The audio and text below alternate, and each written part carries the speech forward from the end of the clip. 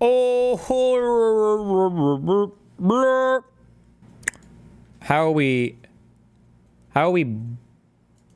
blurping today, guys? Well, BX Bullet was actually, she was the one who was like front and center on that. She found that channel and she had sent that over. A lot of creators like dismissed this chick because Destiny went after her once, right? Yeah. Speaking of Destiny, actually, we're about to play a Destiny clip. Actually, before we even get into this, let's just play SOT number 2 because that is a good segue to Destiny. Now, Destiny is such a cuckold, and honestly, I've been trying to. Didn't you say when you're debating with him, you're like, oh, Destiny, jizz on the. Yeah, or you let other guys jizz on your wife. You let other guys jizz on your wife. I said that a lot in the debate, probably too many times. I did ad hom. I mean, I ad homed a little bit. Oh, that's just as funny now. I like you saying that to him. That's what I'm saying. I didn't realize I felt under his desk like, oh, I hate it. How dare you say this to me, man? Well, let's play you finally confronting Destiny. He tried to run and hide, but luckily Jubilee, which, Jubilee, they get some flack, they do some good stuff. The fact that they let you confront him, I thought that was kudos to Jubilee. So let's play the Destiny altercation. Destiny, can you define fascism? I would say the 2 big points for fascism are ultranationalism and authoritarianism. If you have a president who doesn't want to get involved in foreign affairs as far as wars go, and has some type of policies which benefit the United States over all of the nations, is he fascist? No. Well, I'm still confused as to what makes Trump a That's fascist. because I had 2 parts of that, and you missed the authoritarian one. Yeah, But you described that before, which is like protection. When you said authoritarian, what is he doing, which is accumulating all power to himself? Donald Trump thinks that he should be able to unilaterally make decisions up and down all of the different departments and offices that exist in the executive branch. Presidents use executive orders all the time. Let me ask you a question. Is the President of the United States control of the entire military apparatus? Yes. Yeah. Is that fascist? No. So they have unilateral, basically almost unilateral control by your own metrics. That's not accumulating enough powers. How could you have a show that's doing commentary on highly spliced together edited footage? What's the point? Centralized control to one person. It's the fact that he tried to slay some electors. Destiny, you kind of had him tongue-tied over there, but is Destiny... I'm tongue-tied in an edited clip? I would say he's one of the best, if not the best, on the left. And I've always enjoyed debating with him. There was a debate we actually had scheduled. I was on Crowder the day that was going on, but that had nothing to do with Destiny. He didn't cancel. There was no issues there. I've always enjoyed debating with the guy. I thought you were on his blackball list, but now you guys off that? Well, he went, now that you got enough clout, you're back on. Yeah, that's well, he did blacklist me, but I mean, to be fair, he took me off the blacklist before that, actually. But no, he didn't? No, I'm saying no, but he did. I said he hasn't taken me. I'm on that blacklist. I will not debate Alex Stein, Zerka, or Nick Fuentes. You were on there, too. Yeah, but he didn't. The cancellation for that had nothing to do with him. So I just want to make that clear, right? It had You're not trying to throw him if it did, like if it did, I would just say it. I'd be like, this fucking piece of shit bowed out or something like. But that had nothing to do with it. So, but in any case, yeah, I think he's a good debater. But more importantly, I think he's a good representation of his particular worldview, and that's the worldview I'm always trying to get at. So Okay. Stocky questions the legitimacy of Denham's case. Are you guys fucking with me? Wait. Are you guys? Sorry, I wasn't making fun of his joke. I was just, or his voice. I just do that sometimes. Okay. There's no way they actually have a GoFundMe, right? Wait. You should attack that loser personally, and every time he brings up the cuck stuff, just send the troops to call him a cuck. The Andrew Wilson guy? I mean, on that show, he didn't attack me personally. That was just Alex Stein, so. Listen, I match energy, all right? I don't know the context here, but in order to sue somebody for defamation, you have to prove that they harmed you or your business or your income. Apparently, from what I just read, she's doing better than ever since this happened. So how do you sue for defamation? How are you going to prove loss of income or loss of business from that?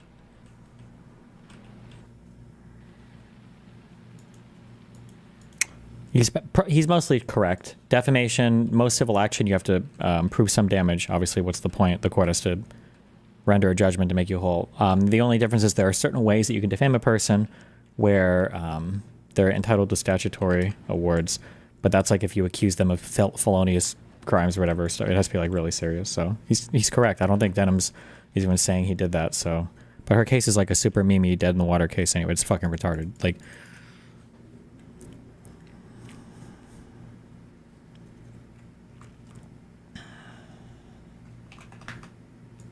Peyton exposes Z for money laundering. Didn't we already watch this, or did he do a separate video on it? Decided not to say anything to donating to the Unfuck America tour, and not to say anything to the creators who were professionally linked to her. But no harm, no foul. It's not like any money went missing, right? Did somebody say money? I know everyone has heard by now that the creators are not getting the money they were promised, and $100,000 seemingly vanished into I don't think we've ever heard that people aren't getting paid who were promised. That's not true. thin air. But I think I know exactly where it went, right into Zico and Sanchez's pocket. These are screenshots from the Can he countersue? You can always countersue for anything. Doesn't mean you have a legitimate case, though. Can you ever prove that you would have gained even more if the person didn't defame you? I mean, debating damages is kind of what you do in court, right? You can show things like lost income. If contracts are involved, there's a thing called liquidated damages.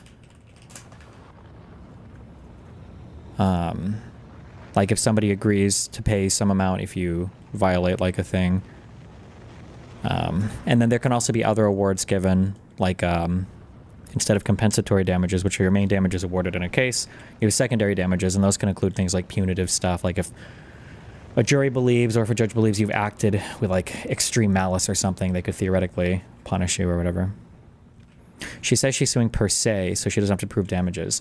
Yes, so the two types of defamation you can do are defamation. The ordinary one would be defamation per quad, and then the second one would be defamation per se, right? There are a few elements to taking somebody to civil court for defamation. One of those is you have to be able to prove damages, but if you do defamation per se, that means that what you're saying is the other person has accused me or defamed me in such a way that they're going to be default damages awarded because it was such an egregious defamatory statement relating to certain things. So for instance, if I say, oh, that guy, oh, by the way, he raped me.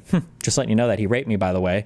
And let's say I know that's just a total fucking lie. That person can sue me on defamation per se. He doesn't have to prove damages per quad. There are, I think, statutory relief that he's entitled to because of the type of defamatory statement.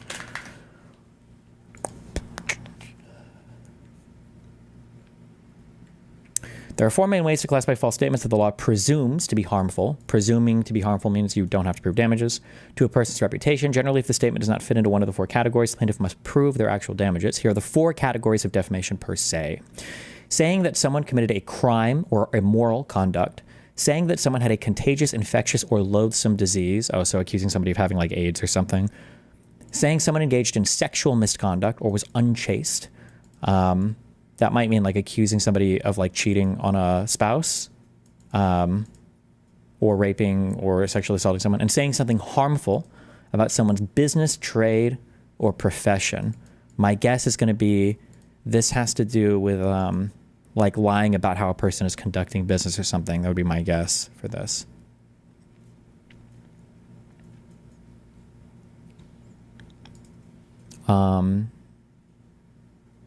I don't even know what Denham's could even try to do it. Why file a frivolous case and fraudulent getting money for a thing and not following through would be some level of fraud, no? I mean, you can sue somebody for any reason. Why file a frivolous case? It gets, I don't know. Why would you? Because it can get you attention and get you, it can make the other person have to waste money. You could fundraise off of it. I don't know. Ask people to do that. It's a crazy world out there. FEC's website for the National Ground Game Campaign, and you'll notice there's $95,000 sent to a company called Soul Strategies. Well, that seems like a lot of money, Peyton, but why is that so weird? Well, guess who the founder and owner of Soul Strategies is? Yo, if mama. you guessed our girl Z, you would be right, except for between 2020 and 2023 when she was pretending it was a black-owned business while giving a black woman only 15% of the company and making her do all of the work while calling her lazy and a piece of shit. So if you're following me here, Zico and Sanchez from the National Ground Game Pack, we know Z, she gave Zico and Sanchez of Soul Strategies, I think you guys know her, $95,000 for voter registration efforts. Me personally, $95,000 is an insane amount of money to spend on voter. Okay, so we already watched all this. There's nothing that he says in here. And FedEx. Pisco went over the Subject. So remember, demand letters and stuff like this is just like a letter. You can say anything. There's not an actual filing yet. I think at best, if you receive a demand letter, what you've really been is put on notice. I don't know civil procedure on all this shit. I'm not a fucking law school student, whatever, but When you're put on notice for a lawsuit, I think a couple things can happen. One is that you give somebody the ability to sue you easier because you've taken steps, they've taken steps to put you on notice and make you aware of what's going on. Two, depending on, I don't know all the obligations here. It's more strict for companies, but like you might have like a duty to preserve evidence of crimes or evidence of whatever you're being accused of. So like if I email a store and I say, hey, I demand that you guys pay my insurance company because I slipped on your floor and it's because you guys weren't cleaning up. If a manager or an owner were to get an email like that and you would go, oh shit, wipe all the fucking cameras ASAP, guys. And then let's say 2 weeks later, they get a summons. It wouldn't be a summons. They are served a complaint saying that, oh, you're being sued. And then you go, oh, sorry, we deleted all the footage, LOL. I think for a business, you could be considered, you're already put on notice when you receive the demand letter. So like these are things that like a demand letter I think typically does. And then, yeah, it puts you on notice for bad behavior. It can make a request early on for settling the suit before it ever goes to a court, stuff like this. Demand for public retraction of false publication. Ooh. Dear Mr. Klein, our law firm is legal counsel to social media commentator and content creator Denims. It has come to our attention that in response to an apparent Child Protective Services visit to your home if you are put on notice, do you have to cease your normal deletion policy? Yes, you are supposed to. If you have clears or wipes or whatever, you're supposed to hold on to the evidence for longer than when you ordinarily would if you are if you'd ordinarily delete it like quickly or something. Yes. In and around March 2025, you published numerous false statements on your YouTube channels, H3 Podcast and H3 Productions, which reach millions of viewers and listeners, stating either that Denims herself filed the preceding CPS report about you, resulting in the improvident CPS visit to your home, or that Denims caused others to do so. Okay, so could they really do anything if you said you had an auto-delete set up or something and that you forgot? So I know all about this now because I've read so much about it because of Pixie's insanely unhinged law firm, or her. I don't even know if there is a real law firm at this point. The concept you're talking about has to do with spoliation of evidence. When you're participating in a civil suit, you have like an obligation to be able to deliver documents or requests or to serve requests for information for the other side. And if you delete that evidence, either by accident or intentionally, then the other side is entitled to some form of remedy as a result of that. I don't know all of the remedies available, but I know like if you do it in a very egregious manner, like you're very clearly trying to delete or wipe evidence, like you can have penalties all the way to, I believe that the plaintiff is allowed to just read into the record an accusation, I think, depending upon what's happened. So for instance, like, let's say somebody is suing me because it's not like, oh, you called him the N-word 500 times, and let's say the N-word is banned. And then let's say I wipe all my conversations with this person. There's no backups, there's nothing or whatever.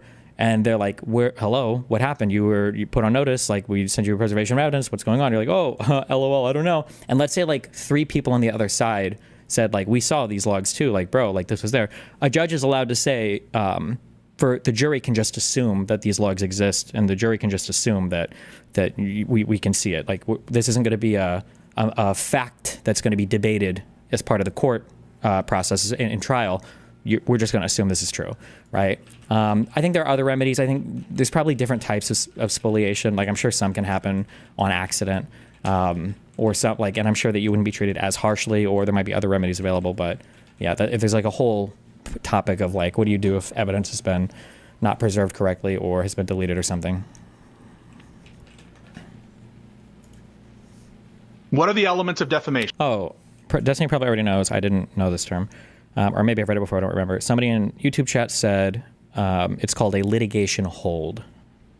Others to do so. Okay, so what are the elements of defamation? Anyone know? I assume there's something wrong with making a personal copy before destroying shit, which will you provide to the court if requested, as long as you're preserving evidence in a way that is identical to the initial format that it's on. Then yeah, as long as you preserve it, it should be fine. Assuming you're not like editing it or modifying it or deleting it or whatever. Let's see. Let's test you guys.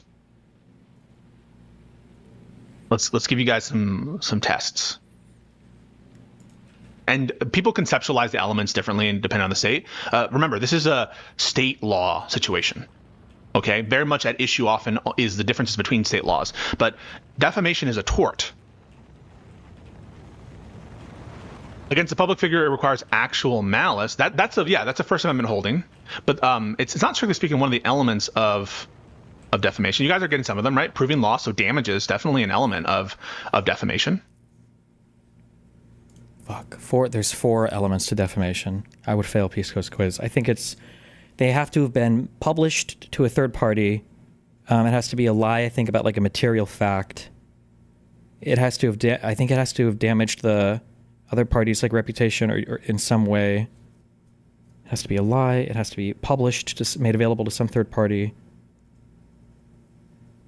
Has to be a statement of fact. Damage the party in some way. 1, 2, 3. Was that 4? That was 3, I think. Fuck, I don't know. I'm missing 1. I think I'm missing 1. Intent to harm, not there. Actually, no. Intent to harm is not part of it. Pisco's correct. That actual malice standard is just a heightened scrutiny, basically, on the type of lie, or not the type of lie, but the responsibility that the person had to verify their statement before saying it, if it's applied to a public figure or whatever. In your specific case, what is the alleged lie? I'm not being sued for defamation. I don't even know at this point what I'm being sued for. I don't even know if they know what I'm being sued for, but we're figuring it out. One new filing at a time. You should use active provider trust for removing the spoilage from a machine. I got real lazy and I just started throwing up passive provider chests everywhere. I prefer the passive providers because I have a requester chest on both ends of this that just requests the spoilage. It works.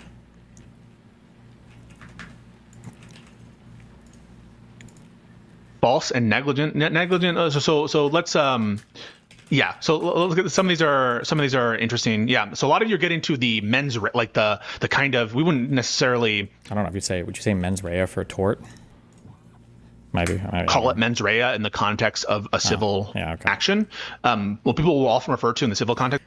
Didn't you say using bots was unethical? No, I'm in the end game now. Okay. I'm rebuilding all 4 planets using bots. I'm done with this planet. Sometimes it stops, and I don't know. I've got like 1 flaw left somewhere on this planet that makes it pause every now and then. I don't know why. Wait. Were there any good superhero movies after Endgame? Or did they just like basically like finish the whole superhero universe?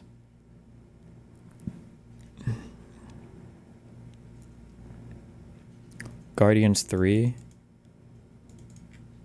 They gave up. Thunderbolts, the new one. Oh, okay. A lot of people are saying Thunderbolts. The Spider-Man was good, yeah. Although that was kind of in a totally different universe. I watched, okay, I have this issue sometimes where if I see a movie and it's like so fucking good, I don't really want to watch the sequel, because I'm like, especially if it's like almost like a perfect movie. I'm like, I just want to waste my time, okay? That Spider-Man Into the Spider-Verse or whatever was like almost a perfect movie, okay? Or maybe it was even. Damn, that was an amazing fucking movie.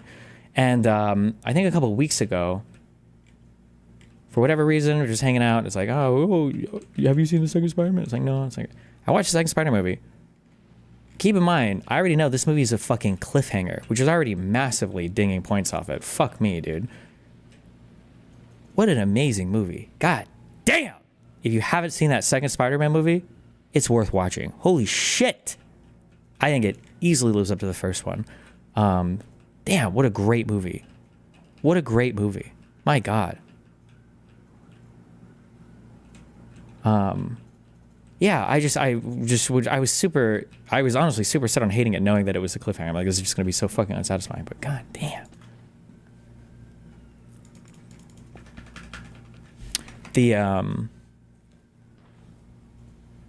I'm gonna be honest. Oh, also, I'm so sorry guys, but where's the meme?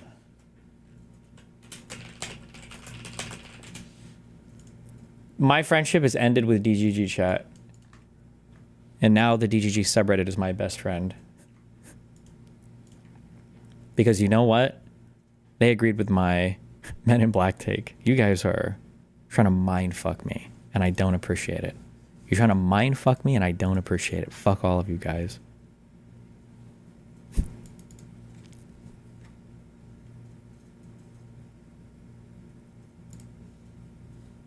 There's no excuse for such a cliffhanger. It's not a great movie just because of that. Decent at most. It was like wasn't it like a 2-hour movie? What was the runtime? Yeah, bro. No, not that. Sorry. Damn, dude, that's a long time. That's a long time for an animated movie like that. That's a long time. That's a lot of fucking work.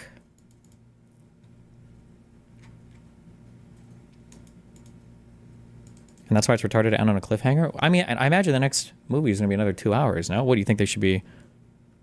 4-hour-long movies? What is the Men in Black take? The Men in Black take is that Jay didn't really do that well in the training, and Zed didn't really like him that much because Zed is like the old school ways, and he's like they're too like fucking formal and sticks up their ass. But Kay really likes the kid. He saw the kid chase down a cephalopod,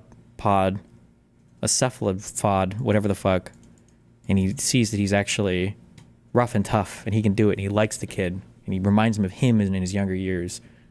And then Zed's like, all right, I hope you're right. And all of chat's like, no, Zed actually thought that he passed all the tests. And that's just, we got mindfucked. We got hung up on this. I will say, okay, hold on. We should find some common ground though, okay? Can we find common ground here?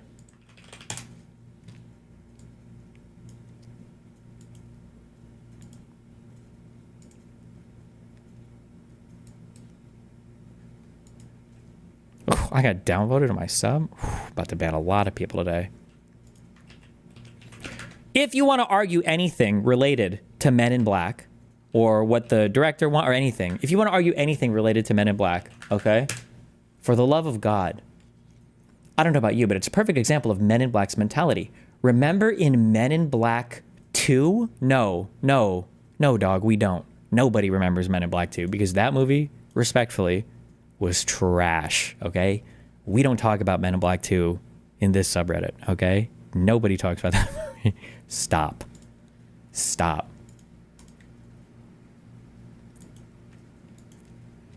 Okay.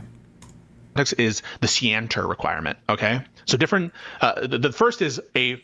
Do you know there's a third? There is a third Men in Black, and the expectations for that movie were abysmally low. Tommy Lee Jones, that's the one guy, right? Was old as fuck. There was no reason for that movie to be anything, and it ended up being a very good movie. Men in Black 3 was a incredibly wholesome, cute, wonderful movie. What a great movie.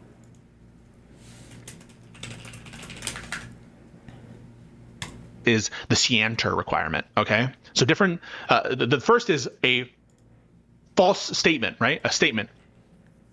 Okay, false statement of fact, right? And fact. You can include in the false statement of fact, by the way, is important, guys, because you can't offer a bad opinion about somebody and then that opinion is defamatory. I think this guy is a fucking asshole. I think that Pisco is literally Hitler. Okay, that's not defamation.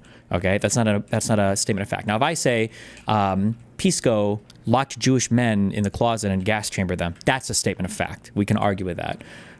When you get something like Denham's endorsed the Child Protective Service call or whatever, that feels more like an opinion to me than a statement of fact. There's a lot of ways that you can endorse something, but...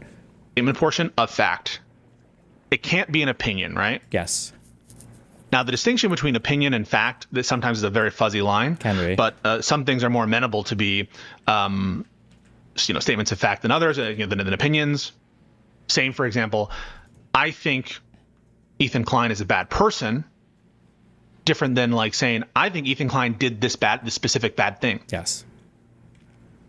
So definitely a false statement of fact could be considered one element. And again, different states might construe them as different numbered elements, right? Publication, right? So here we see in the first sentence here, it says you publish numerous false statements. So it requires publication. That typically is accomplished sometimes even just by sharing it to one other person. Publication, and everybody remember all the Redditor arguments. When I say Redditor, I really mean Kiwi Farms arguments or other Discord server arguments. publication is going to mean different things in different forums. It just depends on the law you're talking about, and it really just depends on what you're talking about. For some things, like publication can mean like you have to publish something onto some like website and make it available for widespread dissemination. When it comes to defamation, I believe that publication means just making this available, I believe, to any third party, a singular third party. So you can literally just tell a third party and you've hit the requirement, I believe, for the element for defamation, I think. So different standards depending upon which civil stuff, what tort you're talking about. So it's not a very, it doesn't have a lot of teeth, this publication element. It's not like some of these other, where publication requires like some kind of mass dispersal. Oftentimes for defamation, publishing can be something more narrow. Again, different states, your mileage may vary. I actually don't know which state this is proceeding. Maybe my guess is it'll be like California or wherever Ethan is or wherever Denims is. So that could be considered a second element, right? You publish. Stop, don't stun lock me with stupid statements. Stop, we're not talking about Men in Black anymore, okay?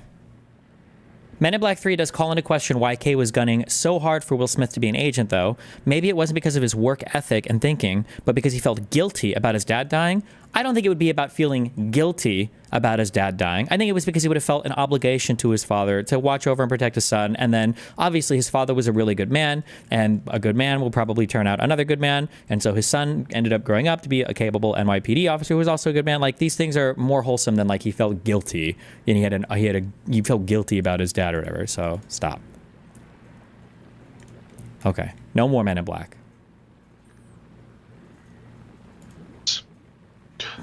So that could be considered a second element, right? You published, right, a false statement of fact. That the statement of fact is defamatory, right? That is, it undermines someone, their reputation, especially with relates to business, right? So if you publish a false statement of fact that doesn't get to like the heart of defamation, right? It isn't by its nature a statement that denigrates one in the eyes of society, right? Let's say that I'd say, Granite Hart has a very big penis, right? And let's say that I'm lying about that, and I know I'm lying about that. Is that the kind of thing that's defamatory in the nature that's going to necessarily like undermine him in the view of the community? No, right? So that the statement is defamatory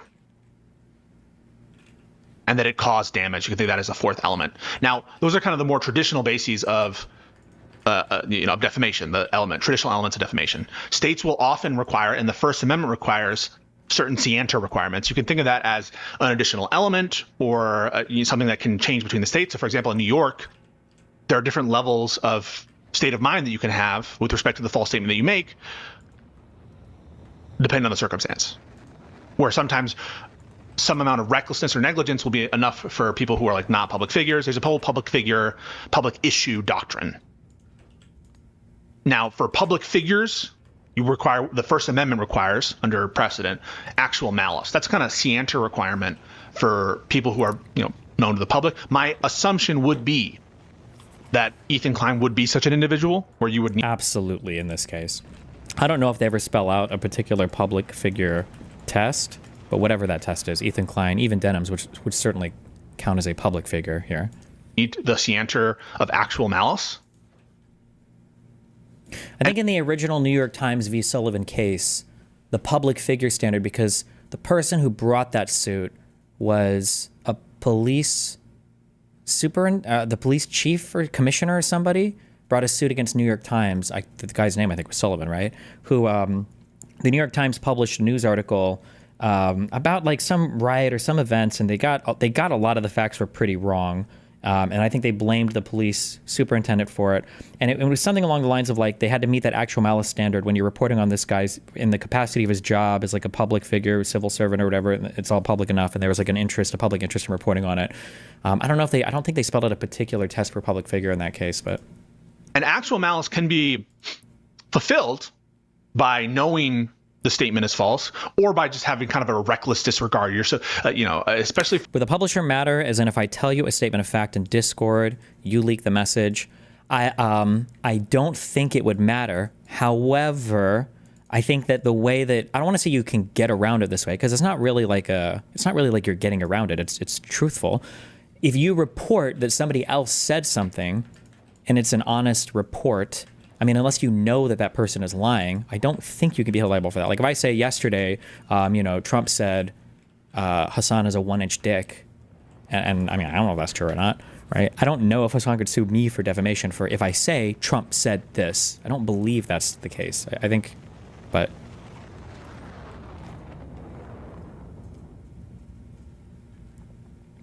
You haven't really spoken in length about what it is like for your orbiter/friends to turn on you without the evidence provided is. Can you expand on this, how you feel? In my life, the way that I view friendships and everything is probably just because I'm a dismissive, avoidant baby type.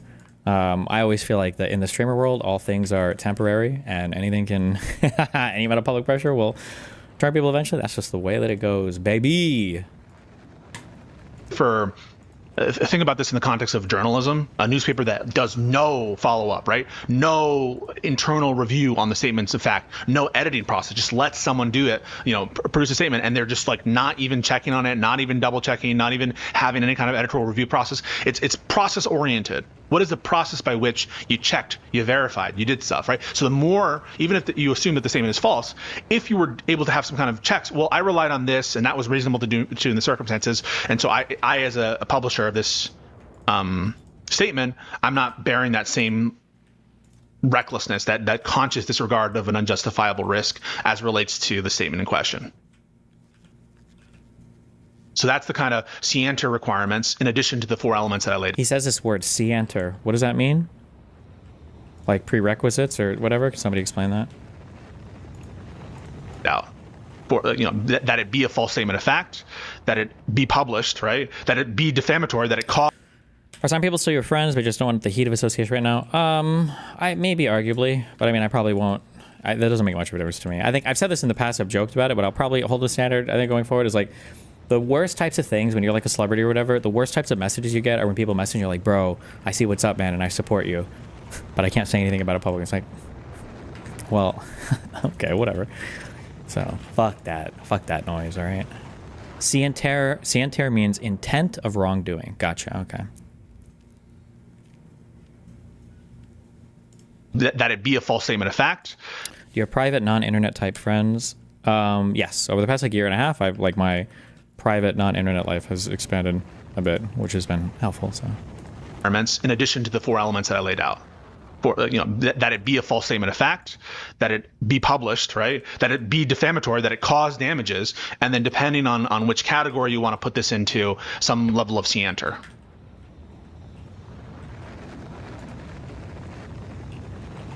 You guys following? So you notice right there, right? So at the start there, you publish numerous false statements on your YouTube channels, emphasizing the amount of viewers. That's emphasizing clear that it's a publication, right? It is published. Asserting, it's just a conclusory assertion, which will, I'm sure, have to be litigated out if this ends up going to court, that they're false statements of fact. And emphasizing how many people heard because of the damages. And you have to think to yourself, is lying to a government agency about someone...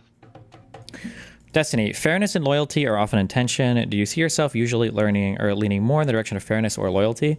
I think that fairness and loyalty are only in tension when you're dealing with weak people. That's my take on it. So, for instance, if there are times where if somebody fucks up or if somebody does something, bad, or I mean, even like lighter than that, like there have been plenty of times where there are people that I'm friends with online that say things that I disagree with, right?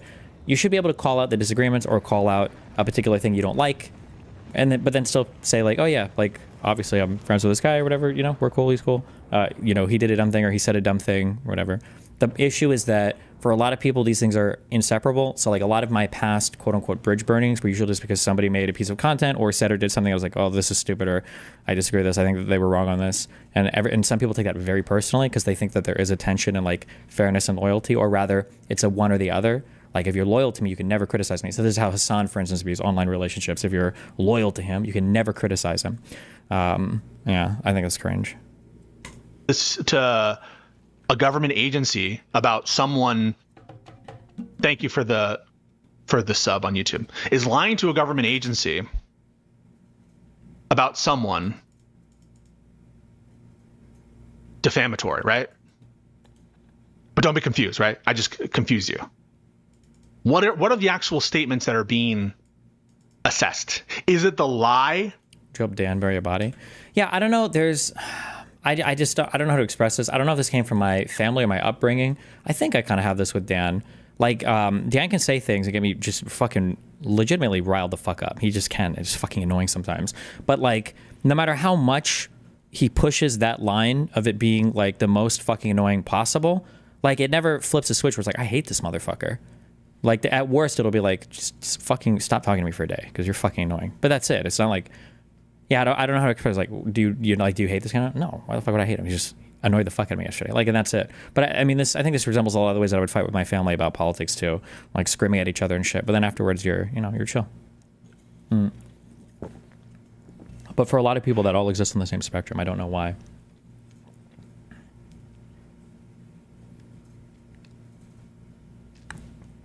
What are the actual statements that are being assessed? Is it the lie to the public office?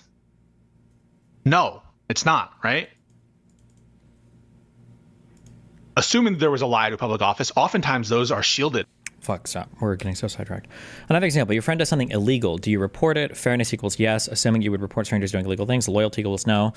I think it really depends on the illegal thing.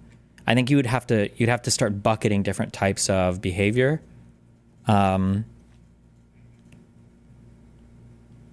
Like that Malum and Say or Use Kogan's things, like the really, really bad stuff, maybe. Like, so for when you're talking about like murder or like rape, the real one, or like some crazy theft or whatever, you probably should report it or make sure the person is doing something significant to like make it right. But like, would you report your friend for shoplifting? Probably not. I feel like I would have to figure out. I'm sure there's some principle there that I'm intuiting, but I don't know. I'd have to think about it for a little bit.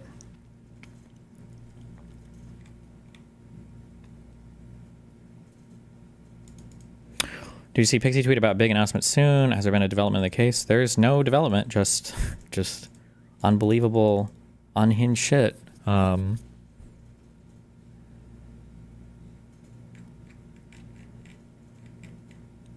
me 30 days, and I'll know what I can say, I think. It might get, I don't know. I'm not here to speculate on what she does with her shit. To the public office? No, it's not, right? Assuming there was a lie to public office, oftentimes those are shielded from defamation. There are like rules that limit, can you make a defamation claim over someone filing a police report or filing with the CPS? For public policy reasons, you want to be able to encourage people to speak out. And the way to disincentivize false reports is to like criminalize them or have some other process to channel that concern. But we're not actually talking about the alleged fake report to CPS. What we're talking about is what Ethan said about someone else being involved with that. So what you said about her involvement in a false CPS campaign or a based or true CPS report, right? Now, would participating in a false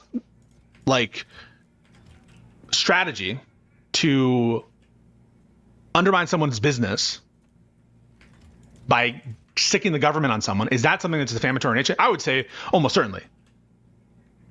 I would think that's just my intuition. I don't know what the case law says on that, but if true, right? If true, that seems to be something that would definitely, if I didn't do that, if I didn't participate in this false scheme to stick CPS in a bad faith manner on someone, that would cut to the core of my professional reputation.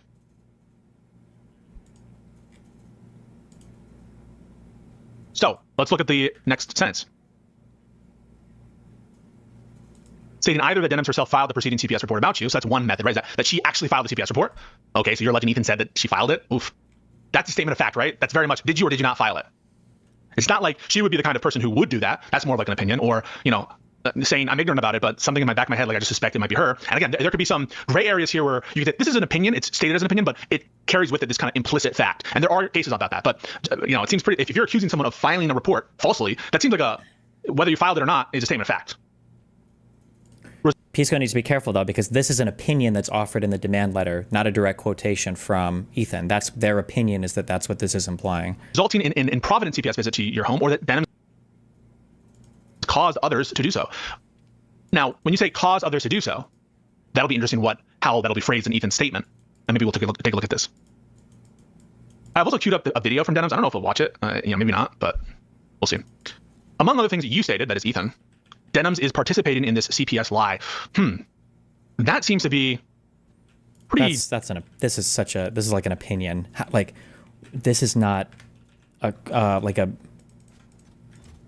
actionable statement of fact that's so easy and clear cut to say, like, oh yes, this was, were they participating, were they not? That's a very open-ended. Generic, right? Like, what is this CPS lie? Now, if the context around that suggests that Denham's is participating in the publication, right, of this lie to CPS, or sorry, that's the disclosure to CPS, then okay. But if that's just saying that she is promoting the underlying claims therein, that is promoting the notion that he is a danger to his family or something based on her opinion of like what the public facts are, I would say that is a little different. Remember, it should be calibrated or tailored to the specific comments about the CPS and her involvement in them. And the timeline's going to matter here, as it almost always does. March 10th, Denham's endorses this. Clearly, as you can see, she's not moderating this at all. And it's pretty much 100% of the comments saying, call CPS on them, their kids should be taken away. Oof. That's a tough one for me. That seems more, again, I'm not saying that there's a case law to support Denham's on this, but that seems like Ethan's opinion. Yeah.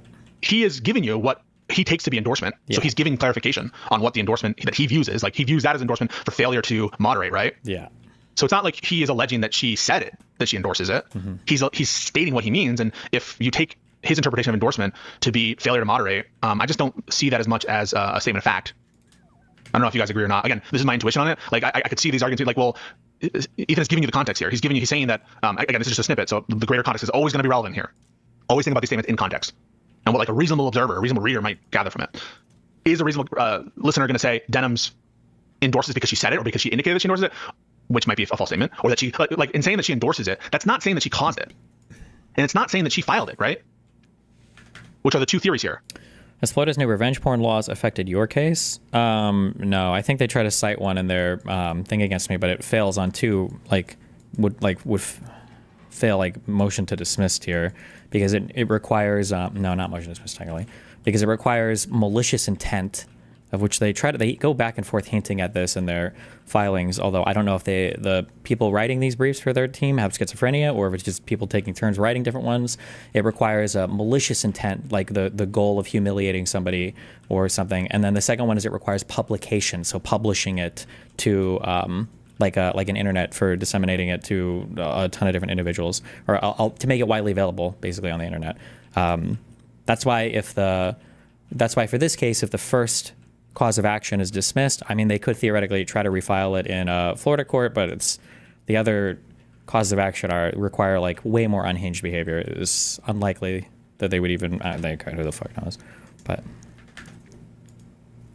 is that she filed it. There are people that could absolutely qualify for revenge porn that are tangentially involved in this, but for some reason, plaintiff fails to call out any of those people in any of the filings or in any of the cases, but somehow wants to hold me responsible somehow for all the damages from it. But I don't know. It's kind of it's a wacky, weird one there.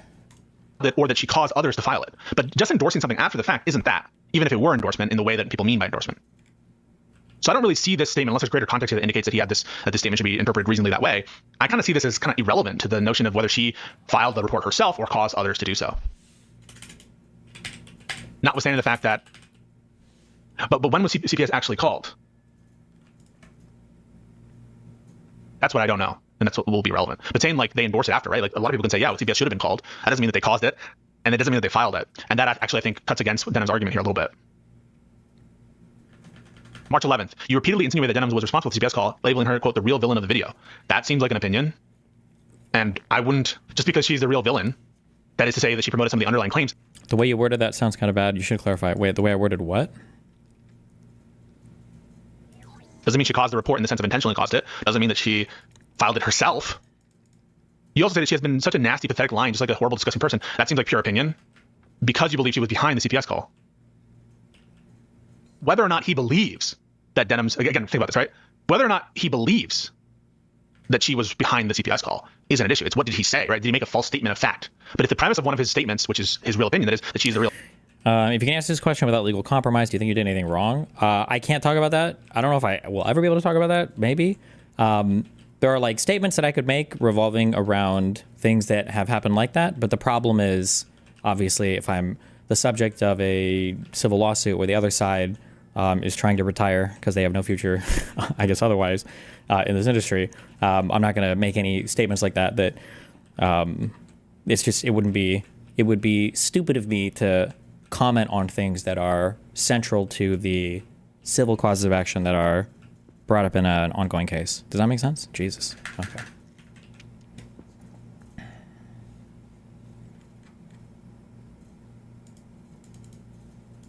Real villain. Implicit in that is his personal belief that she's behind it. That to me doesn't seem actionable because it doesn't seem like a publication of a false statement of fact. He might have a false statement, if anything, right? Like the fact that he puts out that opinion seems to imply that he actually believes that she did. In which case, kind of maybe undermines some of the malice holding a little bit. Well, let's see. April 18th, making reference to Denham's, he said, quote, terrorist sympathizers who support CPS coming and taking away my children. Okay, but that's not either causing the filing of the CPS report or filing it herself. She's directly responsible for CPS coming to my house. She's directly linked to the CPS coming to my house. Doing what she did, being like, oh, let's call CPS, he's an abuser. He neglects his children, like we need to call CPS, etc. Okay, this starts to feel more actionable. Girl who accused me of leaving shit on the floor and that CPS should be called.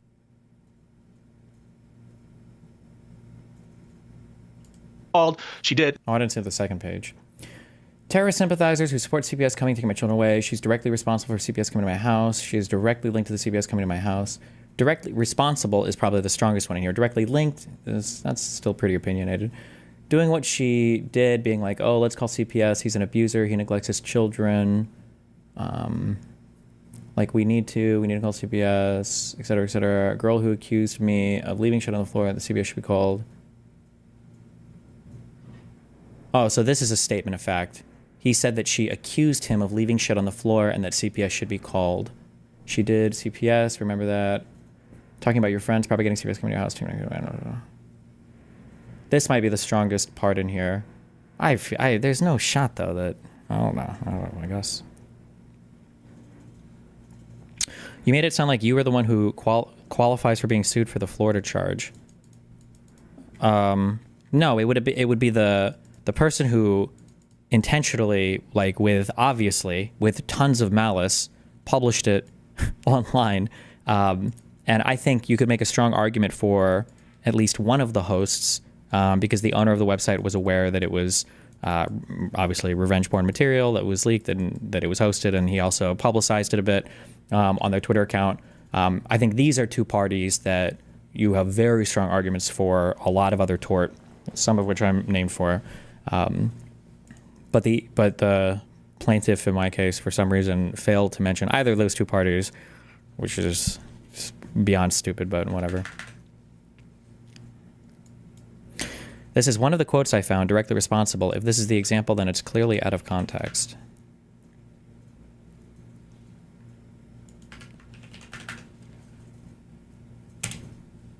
Do an L. Have you considered countersuing? I thought about it, but that's even more money. I'm already spending it. It's a disgusting amount of money that I'm spending on this. My last legal bill was, I think, $96,000. So it's and then I don't know how realistic any countersuit would be. Like if I would win or not, it guarantees that I'm going to be dragging stuff out for however much longer. And then also, it means that, and even if I win, what's the phrase? Like drawing water from a rock? Like who knows if I would even get any money from it. Like Ian is explicitly co-signing by having her do an L Fortnite dance on me, and not explaining why I'm actually angry. That it seems like she's directly responsible for CPS coming to my house in the morning and interviewing my children. We want to stay out of the drama. Now, do you not? Okay. CPS, remember that, talking about your friends propagating CPS coming to my house, that seems less relevant, taking my kids away. But the whole notion that where he is attributing to her, let's call CPS, right? That's what he is saying. He's saying that she said, let's call CPS. That to me seems more like a statement of fact, and that seems potentially more actionable. Whether or not they support it after the fact, I think not as relevant. But the notion that she is like Is pushing there a possibility of winning and making them pay the fees? Maybe, but that's ask me in 30 days about that. Okay. this, right? And then I would also stress that the causation part here as well is Denham's could be factually causative of the CPS report in that, but for her statements, the CPS report wouldn't happen. But you need to show more than that. You need to show that she, to make out the defamatory part of it, right? Like, it would be useless to say, all right, she's stating things that are true. Let's say, let's imagine that they're true, and therefore she caused it. Well, if that's all Ethan is saying, then it's not false, right? Or then maybe it's not what you're intending to attack, which is kind of like this malicious promotion of it for the purpose of getting the CPS report filed, either herself doing it or herself caused. Would you ever sue the website and the dude, since it's also your content to show them how they should have sued? I thought about it. Initially that was the plan, right? That's what I contracted my first law firm for, was to sue that person. But the issue is that now, everything. First of all, I'm already spending now a fuck ton of money on the other suit, on my defensive one now, and anything that I ever get from the other suit, it really doesn't matter. Anything that is publicly published about it is always just going to be more bad PR for me. So it's just fucking annoying. Because it's, I don't even know if it'd be worth it. I don't know if this guy has any money. Probably not. I guess it doesn't matter. I guess I can probably say at this point, one of the big issues with like porn, online porn related stuff, or revenge porn related stuff, is it's very, very, very, very, very hard to get anybody to like care about it criminally. Which was the goal, was to basically, we made like a packet for the DOJ and then it was going to be shipped off to them. And then the goal was to try to get the Southern District, I think Florida, to pick it up. But like, you got to have like fucking, from what I was told, when it comes to like Florida rape shit, you have to have like fucking video camera footage of somebody getting raped that's like verified independently by like 10 people before the feds in Florida are finally like, okay, fuck it, we'll look at this. It's very, very, very hard to get them to pick up cases otherwise. The case load for these people, this is why, I'm not commenting on the authenticity of anybody's claims or anything like that, but this is why it's funny to be when people are like, oh, there's this other stuff that's happening and Jesse's definitely going to jail, blah, blah. It's like, bro, the FBI or the feds are so backlogged on like huge crimes and shit. The idea that like anybody is ever getting arrested or going to jail for something is never, ever happening. Even if there were allegedly like crimes that were happening, like it has to be so much more serious before federal officers like even have the desire or drive to take any of it to court. So that's one issue, is even getting them to care. And then and then the second issue is just like, I've already now I have to spend so much money on the defensive suit, and if I have to do all this, and if any other information gets published about the offensive suit, like it's just gonna remind everybody that I'm a rapist anyway or whatever. So it's like, fuck, I don't know. It's my my drive and desire to do anything about the other shit is basically just nil at this point. Malicious promotion of it for the purpose of getting the CPS report filed, either herself doing it or herself causing it. It's kind of that malicious intent. That's the inherent defamatory aspect of Ethan's alleged false statements. I believe a Denham's fan channel deleted a bunch of videos on the CPS streams. Interesting. How do you feel about the heavy use of ellipses? I mean, it's something to look at, right? We'll have to look at it. Maybe this is interesting. Maybe we'll watch the video. April 21st, 2025, again, in reference to Denham's, you said you don't lie about... Is there value in suing sites hosting it? Maybe. I feel like for Kiwi Farms, I think that the biggest issue for Joshua, the thing that threatens the 230 protections the most, is probably him publicly acknowledging it, and the fact that he's like active in my thread. Like, Joshua knows that those videos were revenge porn videos because he's actively participating in our thread, commenting on it publicly and everything else.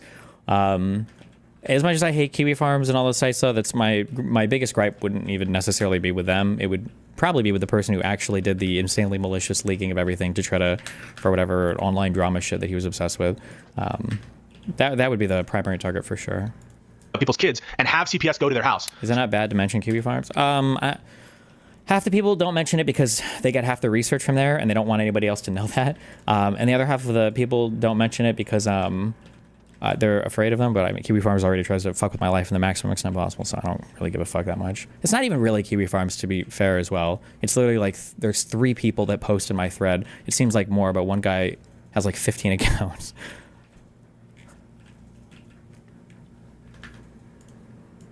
April 21st, 2025, again, in reference to Denham's, you said you don't lie about people's kids and have CPS go to their house. Again, I think that is more actionable. It feels like a more substantive statement of responsibility to Denham's. having CPS go to their house, are we meant to interpret that? It's kind of like, remember when Ethan was complaining about what Hassan said vis-a-vis working collaboratively with the ADL or something. Kiwi users are genuinely unhinged losers. Maybe there's different buckets of people that use Kiwi farms though, right? Like there are some people that are genuinely hyper obsessed fucking lunatics, but there's also there's a lot of people on Kiwi farms that just casually post shit or they see shit or whatever. Like there's a lot of different types. There's a lot of different types of people that use Kiwi farms. Some are genuinely unhinged, schizo, crazy people. Other people are more akin to 4chan posters or Redditors or whatever. It really just depends. I was complaining about what Hassan said vis-a-vis working collaboratively with the ADL or something, right? In partnership. Does a reasonable person take partnership to be just aligned? No, I agree with Ethan there that it doesn't seem that way. But as a reasonable person who hears have CPS go to their house, There's a guy on Reddit who always posts a long comment about you and your controversies in every public thread that you're in. It's psychotic. I don't know. Some of these are KF posters or from Jiskill's Discord server or what, but yeah, there are a couple of people who make it their life's mission to try to go around to every I have to destroy his reputation. I can't let anybody know that or think he's a good person. We gotta fucking go. Yeah, it's kind of weird, but. Oh, I agree with Ethan there that it doesn't seem that way. But as a reasonable person who hears have CPS go to their house, do you mean that in a way that not intentional aspect to it? No, I think that have CPS go to their house, most people would interpret that as intentionally have CPS go to their house, make CPS go to their house. So these last two, the April statements to me seem much more problematic from Ethan. These first ones, for me, again, this is just my first take. I don't know the context of it. Take everything I say with a grain of salt. Some of these to me seem too vague, clearly opinion, or post hoc endorsement. Doesn't really seem, but these two seem more objectionable from Ethan, if it's not true, right? Assuming that Ethan's lying or not telling the truth. And here we're just analyzing whether these are what elements are we focusing on, right? We're not focusing on Sienta right now. We're not focusing on publication. We're focused on whether or not these are false statements of fact. And whether, if they are false statements of fact, they are the defamatory aspect. Does that make sense, folks? Any questions? So I'll take a little pause here in case you guys have questions.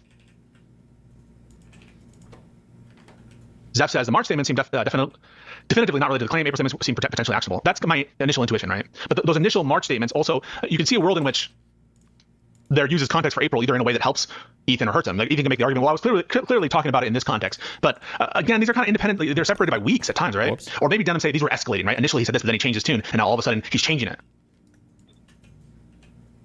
So I could see an argument being used on both, that these March statements are a little different in kind than the April ones, and they do feel different. Is Denim's being serious with these claims? I mean, I have no idea. She's raising money, right? I think she's raising money on it. But we'll give the money back if there's a retraction. Again, but here's the thing, right? Ethan, to the extent that these statements are alleging some definitive action that he can't prove, he should just retract them. Just say, I don't believe that she actually did this. If that's actually your opinion. My guess is there's a lot of bad blood here, and that will be unlikely. But we'll see.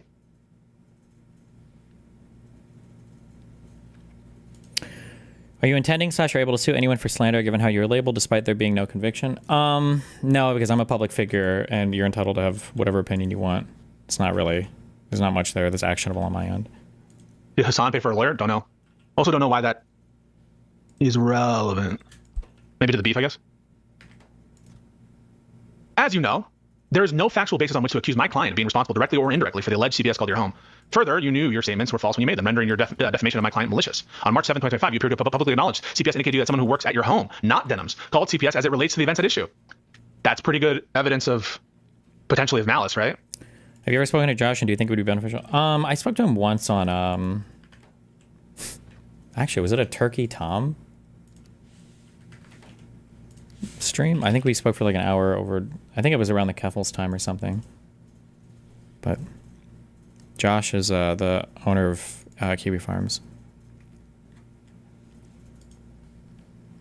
If you know for certainty that there's no factual link in the sense of an intentional action taken by Denim's to cause this,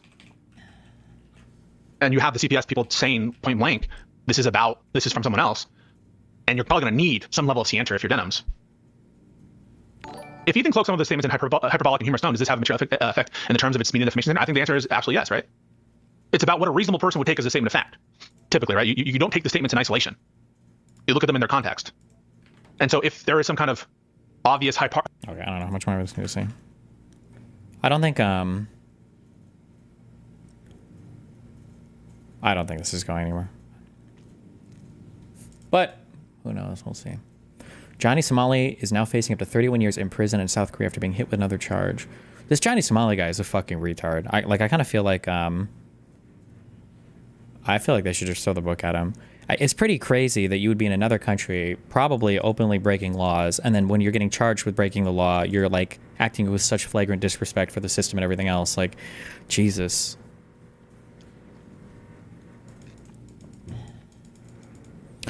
Unrelated to your current stuff, I've been thinking about how the legal system has made it near impossible to offer an apology to someone, which might be all they want, without admitting fault and thus opening yourself up to litigation.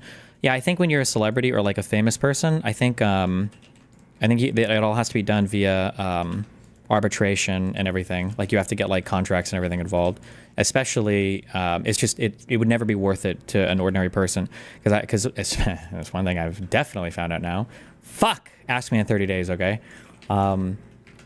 Is when money becomes involved, like people will, especially if people think it's like easy money or free money. Sometimes if people have nothing else in their life going for them, they'll fucking jump on whatever opportunity. So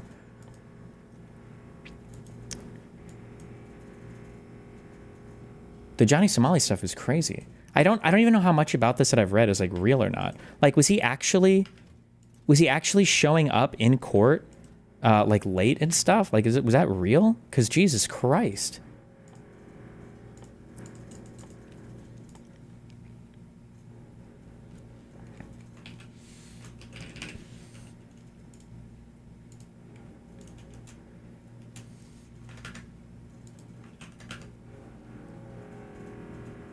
And drunk? Yeah, Jesus. I feel like even now you constantly get insulted for being bisexual. It legit triggers me as someone who believes in ethical usage of the F slur. I did not know how fucking homophobic people are. When plaintiff says you are gaslighting about being a victim, is she just ignoring the homophobia or what? They're just trying. The problem is that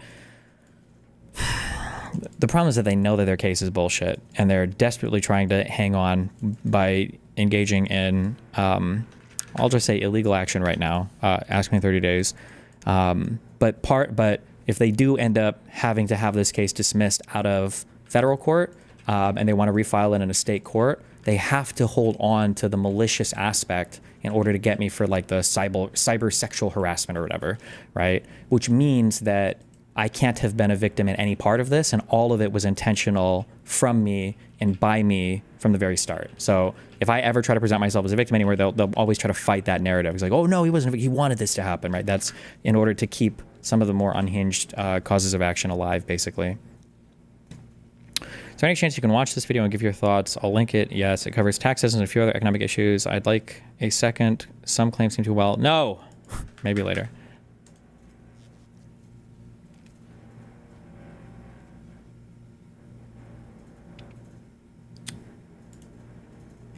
So whatever happened to the Romania Andrew Tate stuff? What was going on with that? Johnny was streaming the night before, drinking until he puked all over the floor. Then he went to court with a MAGA hat on an hour late. It's so fucking stupid. Jesus.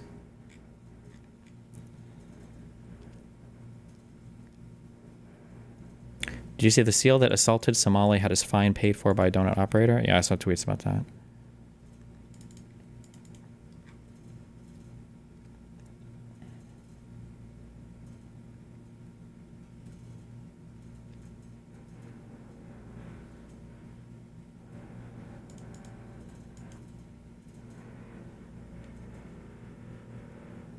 If you see the guy who leaked everything, wouldn't that help you seem like a victim to the future state court suit? No, I think it's pretty obvious. I can declare that without it.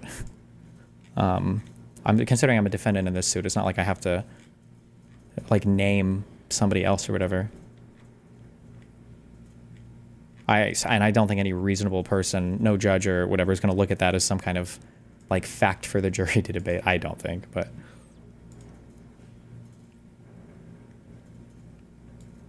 Okay, this guy, apparently a lot of people are talking about this content cop thing.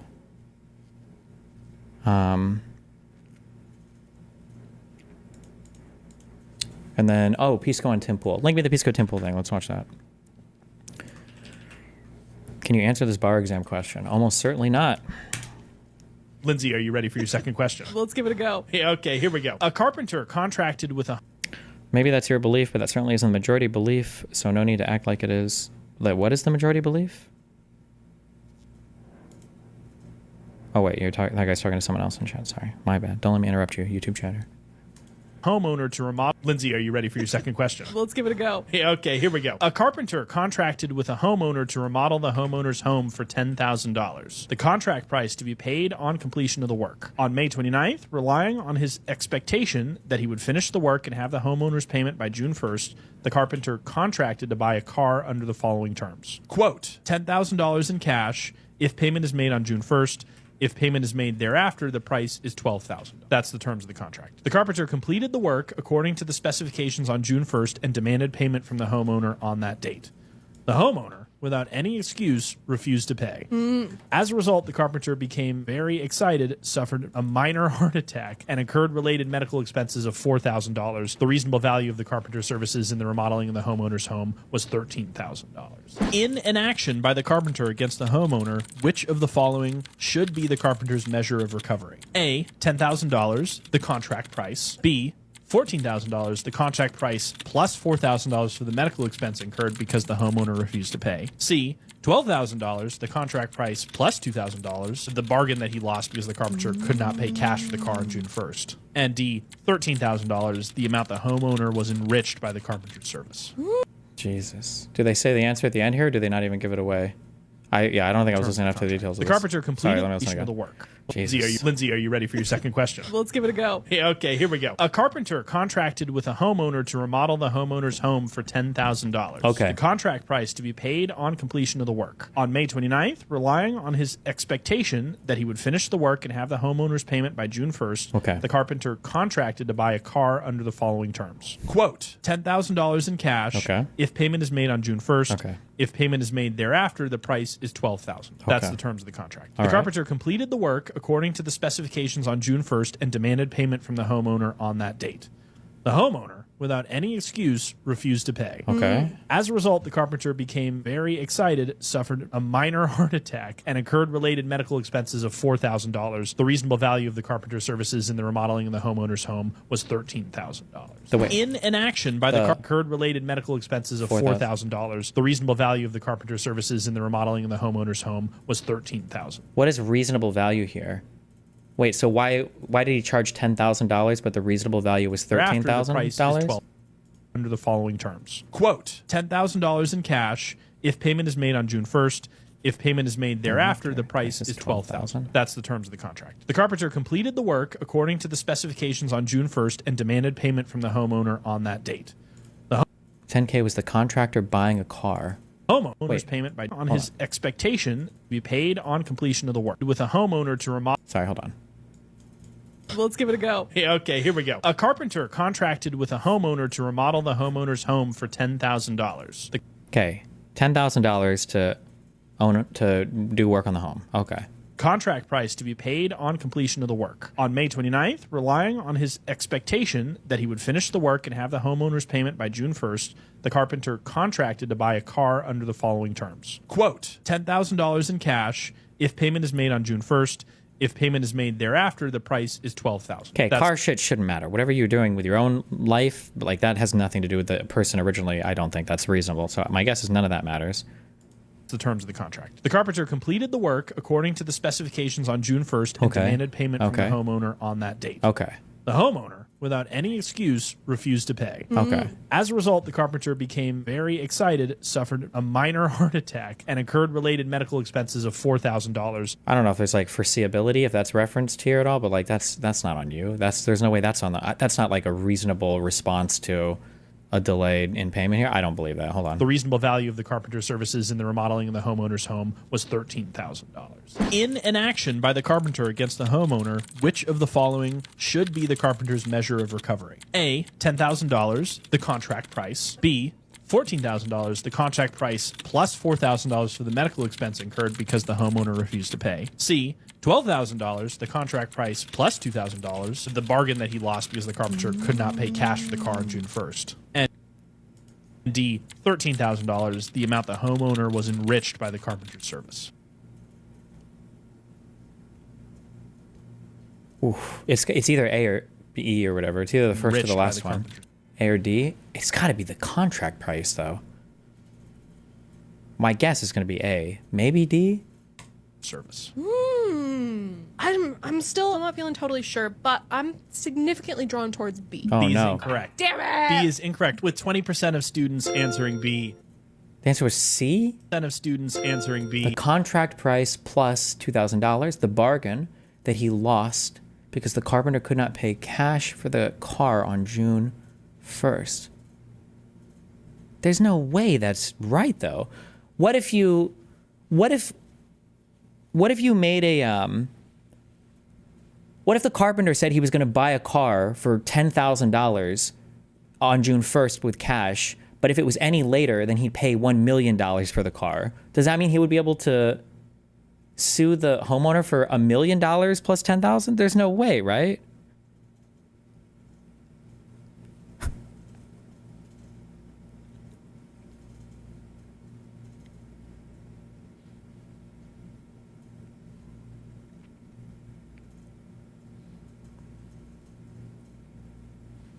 Yes, of course it's C. They agreed to pay him $12,000 if he couldn't pay by June 1st. No, wait, that was for the car, no? E. I don't know. Well, nice. Good TikTok that doesn't explain the rationale for any of it. So good job, guys. Well, we failed. That's why we hire lawyers instead of filing our own paperwork.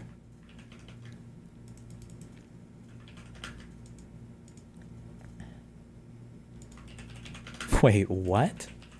Wait, did anybody link the Pisco thing? Link it!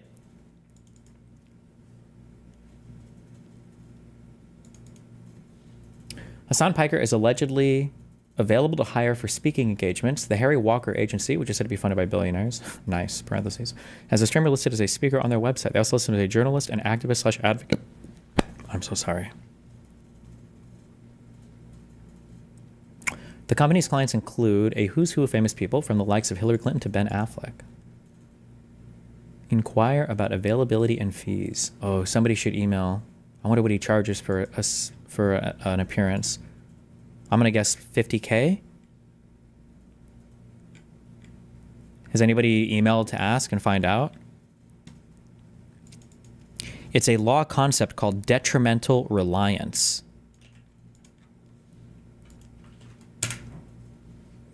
Refers to a situation where a party reasonably relies on a promise or representation from another party, and that reliance causes them harm or loss. Essentially, when someone takes action based on a promise, and that action leads to a negative consequence because the promise. There's got to be a limit to this, though, right? That's so unhinged.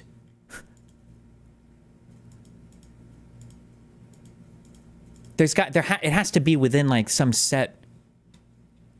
It's got it. Otherwise, right? Couldn't that be so unhinged? Like, imagine I say, like, hey, bro, I just want you to fill out this contract. It's like, what's up? I'm lending you $20. You better pay me $20 back by June 1st. You're like, okay. And then let's say I go to somebody else, like, hey, I want to buy some shit, and I'm going to buy it for $20. But if I don't buy it now, then you can charge me $20 million for it. And my friend doesn't pay me back. Can I really sue him for $20 million in damages? There's no way. That can't. There has to be some limit on detrimental reliance limits.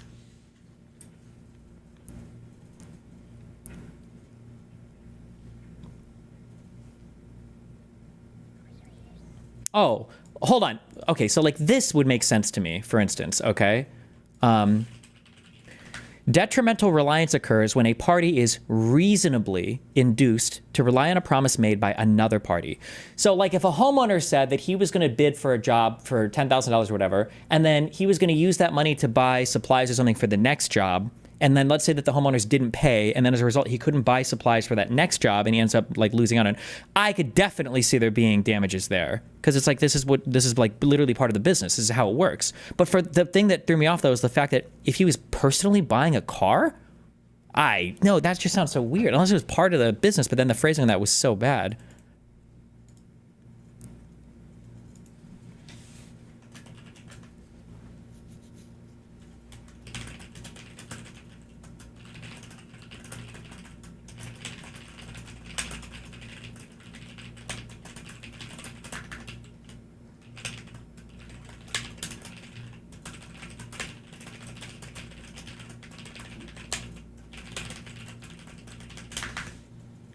But, okay.